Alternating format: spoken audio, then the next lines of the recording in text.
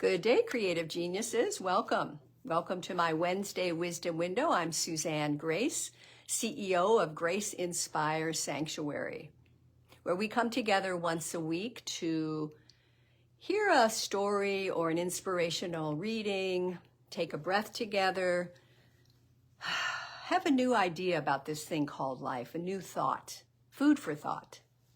So I'm grateful that you hear and watch this whenever and wherever you're from. Please let me know. And also remember to pass it on. If there's something one of these times that you feel like a friend could use some inspiration, please pass it on, share it. I appreciate that. So thank you for being here today. Let me know you're here. Well, it's towards the end of July, still hot here in Northern California. So I'm going to do a little reading, then we'll do our breath practice and energy tap together, and then take that into a little contemplation. So today I'm going back to the Book of Awakening by Mark Nepo, and it's called The Spider and the Sage. There's a story in India about a kind, quiet man who would pray in the Ganges River every morning. One day after praying, he saw a poisonous spider struggling in the water, and he cupped his hands to carry it ashore. As he placed the spider on the ground, it stung him. Unknowingly, his prayers for the world diluted the poison. The next day, the same thing happened. On the third day, the kind man was knee-deep in the river, and sure enough, there was the spider, legs frantic in the water. As the man went to lift the creature yet again, the spider said, "Why do you keep lifting me? Can't you see I will sting you every time? Because that is what I do." And the kind man cupped his hands about the spider and replied, "Because that is what I do." There are many reasons to be kind, he says, but perhaps none is as compelling as the spiritual fact that is what we do. It is how the inner organ of being keeps pumping. Spiders sting, wolves howl, ants build small hills that no one sees, and human beings lift each other, no matter the consequence, even when other beings sting us. Some say this makes us a sorry lot that never learns. But to me, Mark says, it holds the same beauty as berries breaking through the ice and snow every spring. It's what quietly feeds the world. After all, the berries do not have any sense of purpose or charity. They're not self-sacrificing or altruistic. They simply grow to be delicious because that is what they do. As for us, if things fall, we reach for them. If things break, we try to put them back together. If loved ones cry, we try to soothe them, because that is what we do. I've often reached out, he said, and sometimes it does feel like a mistake. Sometimes, like the quiet man lifting the spider, I have been stung. But it doesn't matter. Because that is what I do. That is what we do. It's the reaching out that is more important than the sting. Isn't that a beautiful story? That is what we do. We'll take that into contemplation after our breath practice. Good morning, Susie. Happy you're here. So I invite you to feel your feet on Mother Earth if you're not driving. Yeah, I know, we all sting back. But there's hope here, now that you're going to pay attention. Yes, a work in progress you are. We all are. So feeling your feet on Mother Earth, I invite you to sit with a straight spine, your Sushumna channel, that energy flow. Let's lift our shoulders for a moment and just create some tension.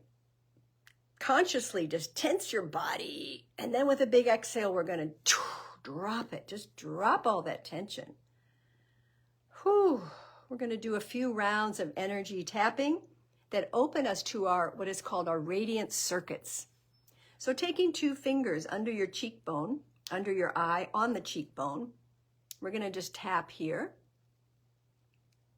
And this grounds and centers us, this tapping in this part of our body. So just take a breath. And then take your fingertips to your collarbones, right underneath the collarbones of that soft tissue there. This is the end of the kidney meridian. And it moves energy forward and up through the meridians to your eyes and brain. So it helps with concentration.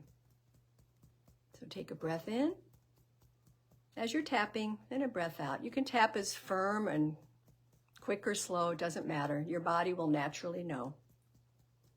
And then make light fists and tap your thymus. You know, Tarzan was no fool. The thymus is our immune boost today, fighting disease and activating our T cells to fight any infection and support our white blood cells. It's good to do this every day. And then your fingertips on your rib cage, the front of your ribs, kind of like where a suspenders would be. And you tap there. This is part of the spleen energy, and it supports metabolism in our body. So we're just tapping that spleen point. And then I like to finish with the crown chakra tap, just letting a light touch there, opening our awareness, the possibility for something better today. And then relax your hands on your lap. And if it's comfortable, I invite you to close your eyes now. And drop from your busy thinking mind into your feeling heart. And we'll take our 3 yogic breaths together, breathing in through the nose and slowly out through the mouth as straw breath, where you purse your lips and just blow out like you're blowing out a straw. It doesn't have to make any sound, and it slows the exhale. So taking a deep conscious belly breath in, let that belly rise up into the diaphragm and to the heart. Hold the breath, and slowly straw breath out.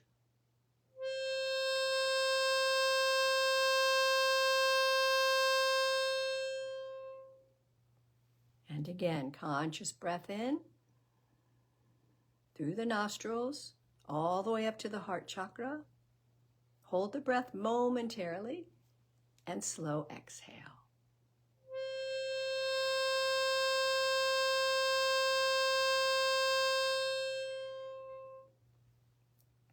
And one more conscious breath in, expanding. Hold the breath. Smile and exhale.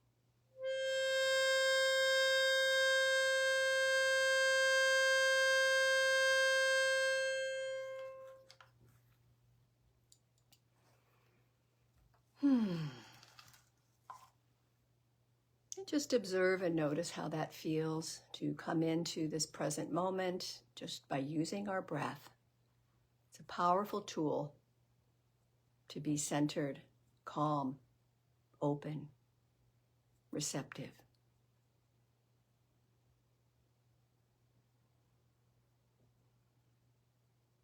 And recall a time in your life when you were kind for no reason. It could have been as simple as picking up what a stranger dropped, throwing a piece of trash away, or leaving an apple in the path of a hungry bird.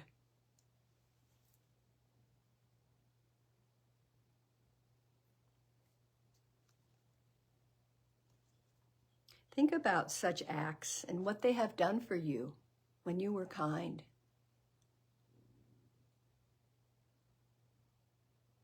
Did you feel lighter, more energized, more open in your heart?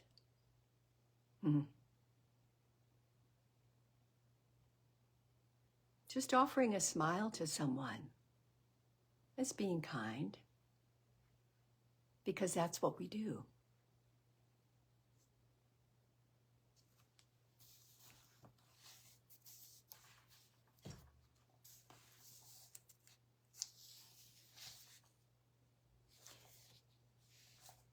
So I invite you to enter your day today, not trying to consciously be kind, but rather with a kind outlook that allows you to naturally be who you are and do what you do. Are you willing to just try it? Have a kind outlook.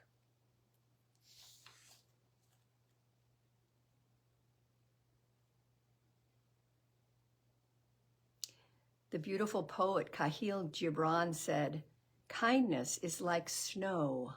It beautifies everything it covers." Kindness is like snow. It beautifies everything it covers.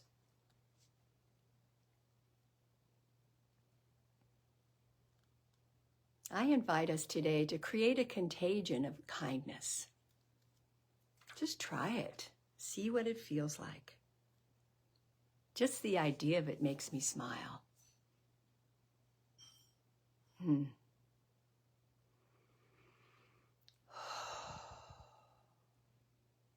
where I notice I'm being unkind, I have the opportunity to choose to pause, take a breath, and practice kindness, forgiveness, acceptance, whatever it is.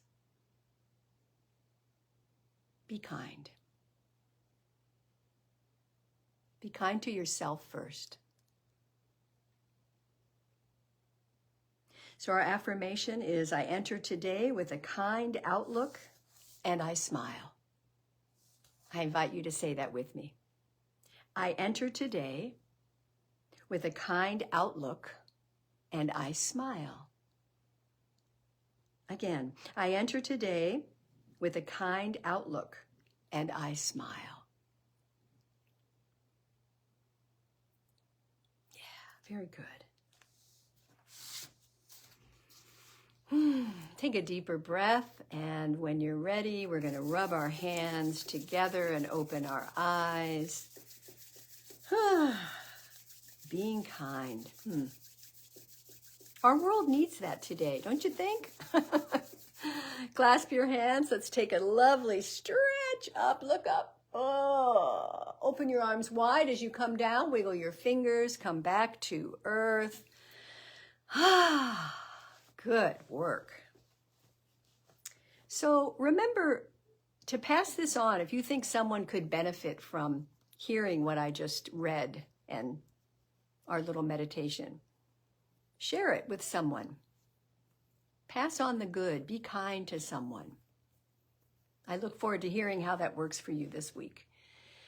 So I will be speaking at the Foothill Center this Sunday. My topic is radical acceptance, which creates resilience. I think we could all use a little resilience right now. So I hope you will join me either in person or here on Facebook. I will send you the link, and I appreciate it. I appreciate you being here today with me, or whenever you watch this. Have a beautiful rest of this day. Stay cool. Namaste.